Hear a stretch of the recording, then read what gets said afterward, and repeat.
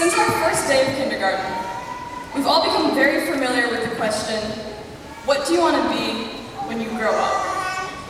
Kind of a lot to ask a 5-year-old. If you could be anything at all, what would you be? But I knew exactly what my answer was. The obvious choices for me were writer, professional soccer player, and astronaut, all rolled into one glorious future. Like the other kids in my class, I didn't doubt that I could eventually become any number of things.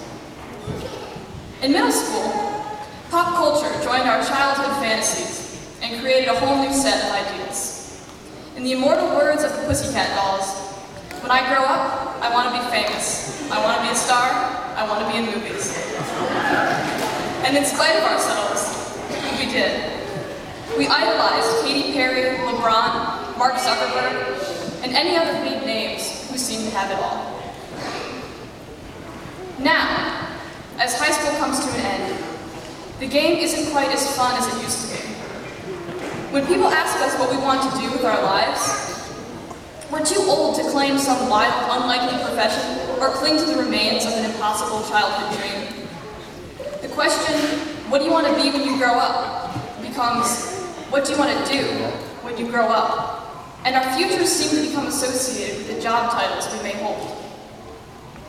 But as we trickle out into the world as independent people, whether we're headed straight to our careers or to another academic institution, we owe it to ourselves to search for a life that accounts for not only what we want to do, but also who we want to be. In the words of the late Maya Angelou, widely respected poet and amazing woman, I've learned that making a living is not the same thing as making a life.